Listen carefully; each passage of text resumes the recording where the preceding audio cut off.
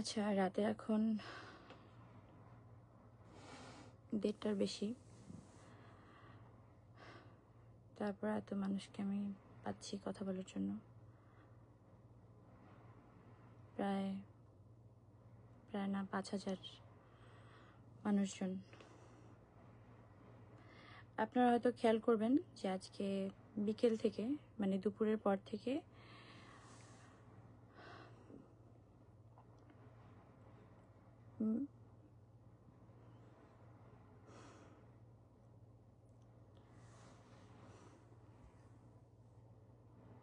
আমি কিভাবে স্টার্ট করবো বুঝতে পারছি না, সরি। যে খুব হেডিং দেখছিলেন যে গৃহকর্মীকে মারধর, শব্দ করুন একটু, দরজাটা চাপে দাও। মারধরের অভিযোগ নিয়ে একজন থানায় আসলে আমার নামে অভিযোগ করেছেন, যিনি কিনা দাবি করেছেন যে উনি আমার বাসার গৃহকর্মী।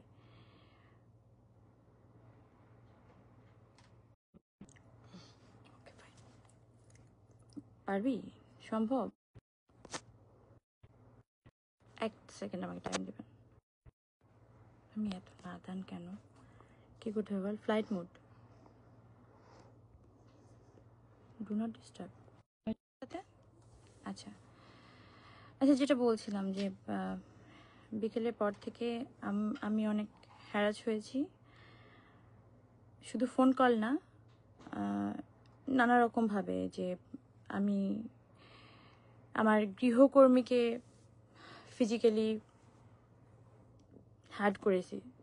সামহাও তাকে আমি থাপ্পড়ই তো নাকি অন্য কিছু বলছে। তো উনি আমার নামে একটা সাধারণ ডায়েরি করেছে ভাটরা থানায়, যেহেতু আমি বসুন্ধরাতে থাকি। আমার আর কোনো প্রাইভেসি থাকলো না যে আমি কোথায় থাকি, কিভাবে থাকি না থাকি, যাই হোক। এনিওয়ে, কিন্তু আপনারা আমার বিগত জীবনযাপন দেখলে বুঝবেন যে আমার পুরো ফ্যামিলিটাই হচ্ছে, এত মানুষ আমার সাথে এত রাত, আই এম সো ব্লেসড। যাই হোক, আমার যেটা বলার সেটা আমি বলি, যে বিগত জীবনযাপন আমার যদি আপনারা একটু নজর দেন তাহলে বুঝতে পারবেন যে আমি আমার কোনো আত্মীয় স্বজন নিয়ে আমার লাইফ লিড না। আমার পুরো, আমি এত চেয়েছি যে ইমোশনাল হব না।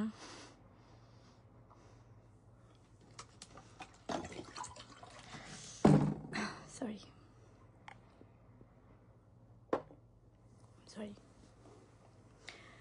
তো আমার পুরো পরিবারটাই হচ্ছে আমার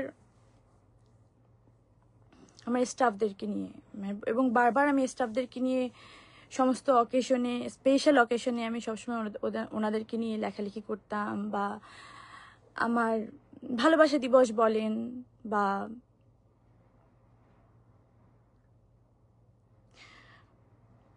মাদার্স ডে, ফাদার্স ডে, যাই বলেন না কেন, আমি কিন্তু ওনাদেরকে নিয়েই লিখতাম, কারণ ওনারাই আমার পরিবার, ওনাদেরকে নিয়েই আমি থাকি।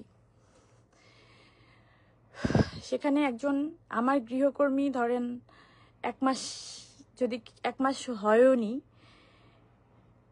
সে যদি আমার গৃহকর্মী দাবি করে, ঠিক আছে, তার দিক থেকে করতেই পারে, কিন্তু আমি বলবো সে আমার গৃহকর্মী না। আচ্ছা, এইগুলো তো আসলে অনেক পরে আসবে, কে আমি তার অভিযোগ, সেটাতে আমি আসলে মতামত দেব অথবা না দেব। যেহেতু একটা কমপ্লেন করা হয়েছে থানার মাধ্যমে, তো সেটা তো আইনি ব্যবস্থা, আইনি প্রক্রিয়ায় চলে গেছে। সেটা তো আইনি প্রক্রিয়ার মাধ্যমেই সমাধান হওয়াটা খুব বেশি, একটুখানি আমরা কি ওয়েট করতে পারতাম না? যারা মিডিয়া কর্মী ছিলাম, তারা যে মেন্টাল টর্চারটা আমাকে আজকে দিল, যেভাবে ফলো করে ওই নিউজটা করা হলো, যেভাবে প্রত্যেকটা তার ইন্টারভিউ করা হলো, তার মানে কি এটা আমরা কি প্রিভিলেজ দিচ্ছি না আমরা মিডিয়া কর্মী হয়ে, যে কেউ যার বিরুদ্ধে যেভাবে সাধারণ জিডি করলেই সাথে সাথে এটা জাস্টিফাই হয়ে যাবে? আপনারা কথা বললে আসলে কিন্তু এটা জাস্টিফাই হয়ে যায়, আপনারা যেভাবে কথা বলেন, মানে যেভাবে কথা বলেছেন আজকে সারা দিন। ইভেন আমি এই লাইফটাতে কখনোই এভাবে হয়তো আসতাম না। আমি যদি দেখাই, আপনারা যদি একটু সার্চ করেন, প্রথম আলোর মতো, আমি নামই নেই, প্রথম আলোর মতো একটা স্টাবলিশড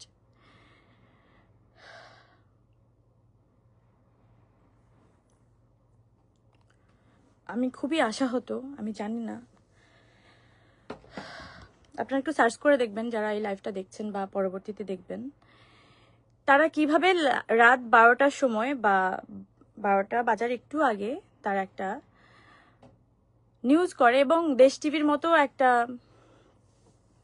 এত বড় প্রমিনেন্ট একটা নিউজ চ্যানেল, তারা ওই মেয়ের ভয়েস সহকারে একটা নিউজ করে এবং সেটা পুরো বাংলাদেশ দেখে। এবং আপনারা সবাই আমাকে চেনেন, তাতে কতটুকু আমি ছোট হয়েছি বা বড় হয়েছি তা না। আমি যদি অন্যায় করি ডেফিনেটলি আমার শাস্তি পাওয়া উচিত, আমি পাবো, আমি শাস্তি পাওয়ার ওই জায়গাটা রাখি। কিন্তু একটা সাধারণ ডায়েরি থেকে কিভাবে আপনি একটা অভিযোগ করতেই পারেন, যে কেউ একটা অভিযোগ করতেই পারে, সেটা প্রমাণিত হওয়ার আগে আপনি কাউকে দোষী সাব্যস্ত করতে পারেন। কিন্তু যেভাবে আজকে পুরো মিডিয়া আমাকে দোষী সাব্যস্ত করে আমার দিকে আঙুল তুলে যেভাবে নিউজ করেছে, আপনারা একটু যদি খেয়াল করেন, আমি একটু আগে আমার বড় ছেলেকে ঘুম পাড়াচ্ছিলাম, এই জাস্ট দেখেন,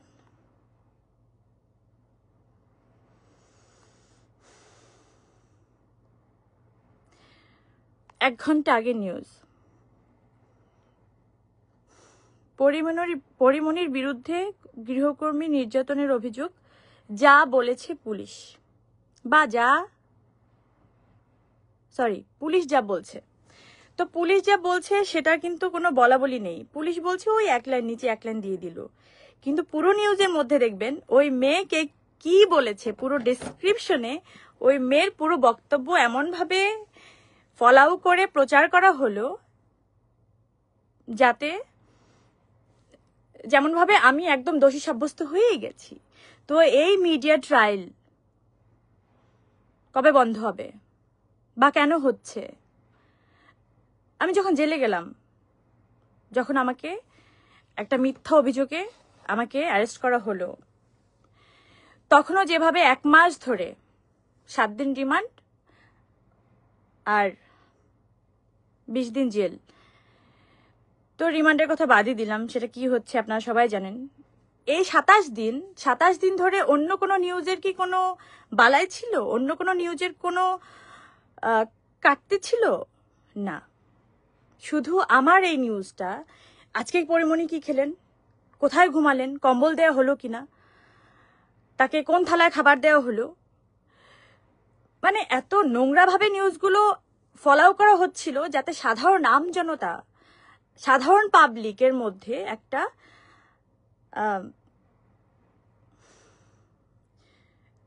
ইন্টারেস্ট ফিল হয় যে আচ্ছা কি করছে একটু দেখি, একটু নাটকীয় ব্যাপার। তো এটা আসলে তো ধরেন এটা তো আমার লাইফ, নিজের লাইফ, তো একটা লাইফ তো আসলে নাটক হতে পারে না, একটা সিনেমা হতে পারে না, একটা রিলের জীবনযাপন হতে পারে না। তো আমি তো 10টা মানুষের মতো একটা মানুষ। তো যেটা আইনি প্রক্রিয়ায় উনি এখনো কিন্তু আমি এই এতক্ষণ ধরে লাইভ করলাম, এখন অবধি কিন্তু কোনো অভিযোগের বিরুদ্ধে কোনো কথা বলিনি যে এটা উনি রং বলেছেন, এটা রাইট বলেছেন, আমি কিন্তু কিচ্ছুই বলিনি, এখন অবধি বলিনি। কারণ আমি আইনের উপরে আস্থাটা রাখতে চাই বা আস্থা রেখে এসেছি, বা এখনো পাচ্ছি। প্রথম আলো যে নিউজটা করেছে, আমি যদি একটু ক্লিক করি, তার মধ্যেই দেখেন, আপনারা একটু নিজেরাই দেখে নিয়েন, আমি লাইভে এত সময় নিব না হয়তো।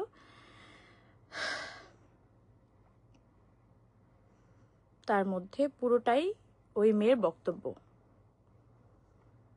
ও তার মধ্যে মধ্যে আমার প্রেমের স্টোরিও দেয়া আছে, ক্লিক করলে দেখতে পারবেন। মানে যাই হোক, আমি আর 2 মিনিটের মধ্যে খুব সুন্দর একটা তথ্য আপনাদেরকে দিয়ে আমি এখান থেকে চলে যাব, পরে আপনারা মিলিয়ে নিয়েন জিনিসগুলো যা হয়। কিন্তু আমি যেই সাফারটা করেছি আজকে সারাদিন, সেটা আসলেই কারোর সাথে হওয়া কাম্য কিনা আপনাদের কাছে প্রশ্ন রইল আমার। আমি পুরো মিডিয়াকে হয়তো একটা মিডিয়া করেছে, 4টা মিডিয়া করেনি, কিন্তু এমন একটা মিডিয়া করেছে যে আরো 10টা মিডিয়া এটা প্রশ্নবিদ্ধ হচ্ছে, কারণ তারা প্রমিনেন্ট, তারা এস্টাবলিশড।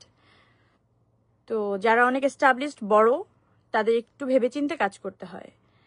যেহেতু তারা করেননি, এত রাতেও আমার আসলে এসব নিয়ে কথা বলতে হচ্ছে।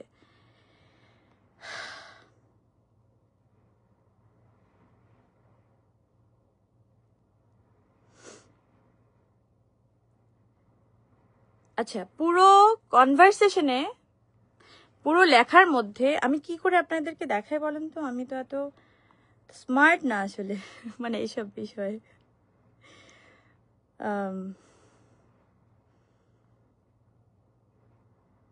আমাকে নাকি, আচ্ছা, লাস্ট অভিযোগ হচ্ছে, অভিযোগের বিষয়ে মন্তব্য জানার জন্য মুঠোফোনে নম্বর ও হোয়াটসঅ্যাপে বেশ কয়েকবার কল করা হয়, পাঠানো হয় খুদে বার্তা, কোনো সাড়া পাওয়া যায়নি। যেটা 1 ঘন্টা আগে অথবা 1.5 ঘন্টা আগে প্রথম আলো এটাকে পাবলিশ করলো। ওকে, এবার হচ্ছে আমার বাসায় রাত 9টা অথবা 9:30টার দিকেই, আমি যেই থানার আন্ডারে থাকি ওই থানার পুলিশ যারা কর্মরত আছেন তারা কিন্তু সবাই আমার বাসায় এসেছেন, মানে যাদের এই দায়িত্বটা ছিল, এবং তারা তাদের দায়িত্বটা পালন করেছেন। সবাইকে জিজ্ঞাসাবাদ, আমাকে জিজ্ঞাসাবাদ খুব সুন্দর করেই তারা করেছেন। তো আপনি কিভাবে, এরকম একটা বড় পত্রিকা আপনি কিভাবে নিউজ করেন?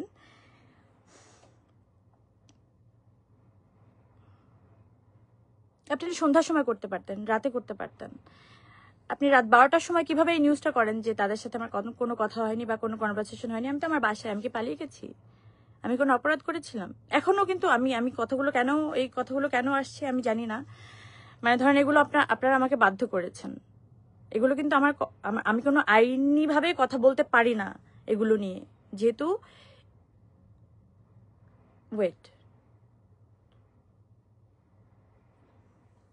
আচ্ছা, আপনারা এত মিডিয়া কিভাবে জানেন যে একটা সাধারণ ডায়েরি হলো? আপনাদের মনে হয় না যে এটার মধ্যে অন্য কোনো ষড়যন্ত্র থাকতে পারে?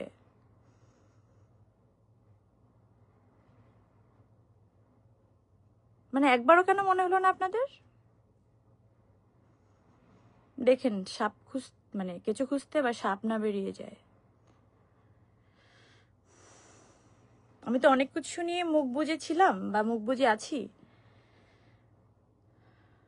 আমি আসলে থাকতেও চাই তাই। আমার 2টা বাচ্চা, আমার এই ফ্যামিলি, আমার এই সুখ শান্তি, আমার কাজ, আমার জীবনযাপন এই নিয়েই থাকতে চাই। কিন্তু দেখেন, আমার বাসায় তো 9 বছর ধরেও একজন কাজ করে।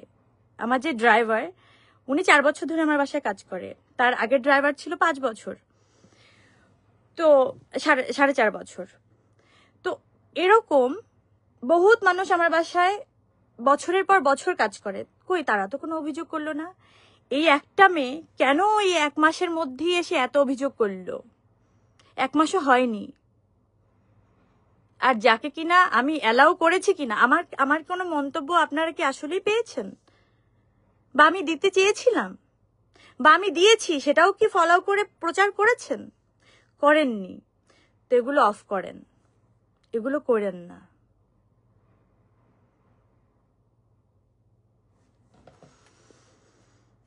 আপনাদের সুন্দর একটা জিনিস শোনাই।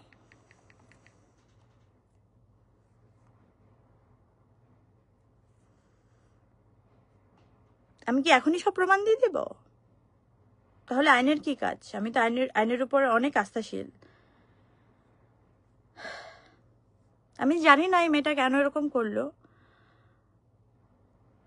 আমার এখনো মনে হয় ওর চোখের দিকে তাকিয়ে যদি বলি, মানে তুমি আমার সাথে মানে তুমি এটা করলা, তো আমি ওর দিক থেকে যদি ভাবি ও আমাদের কিভাবে তাকাবে আমি জানি না।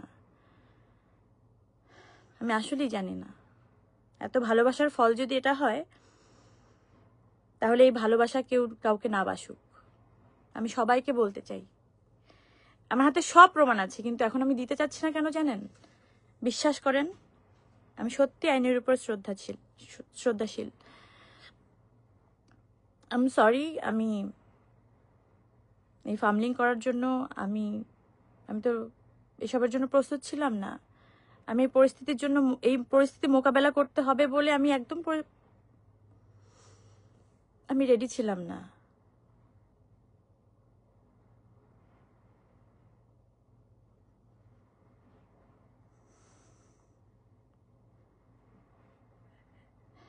এত মিডিয়া ট্রায়াল বন্ধ করে দেন।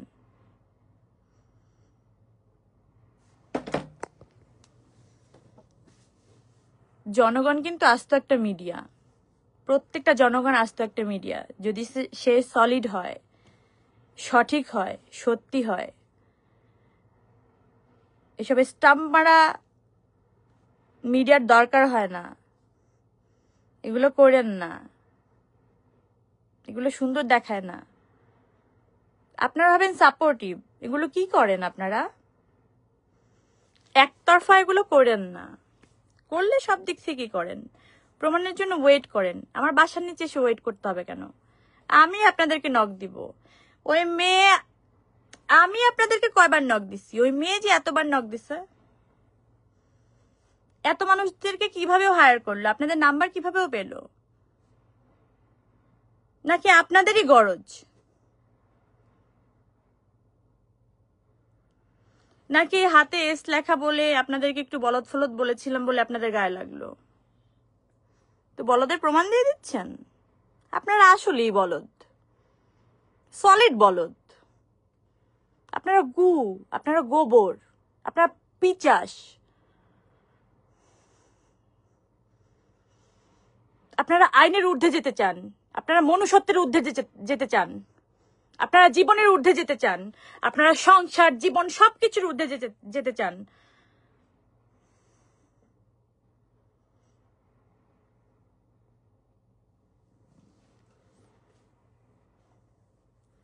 হিসাব কিন্তু একদিন দিতে হবে আপনাদের। হ্যাঁ, মিলাই নিয়েন ভাই, বাইচা থাকতে মিলাই নিয়েন। আর কালকে কি কি প্রমাণ চান না? প্রমাণ দিয়ে দিব না আজকে, না আজকে দিব না, আজকে সম্ভব না, পসিবল না।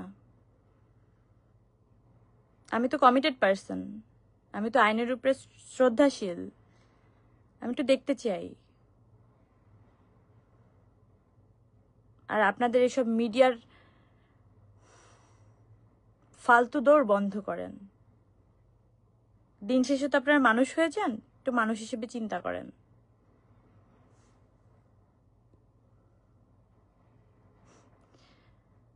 আমার পুরো পরিবারটাই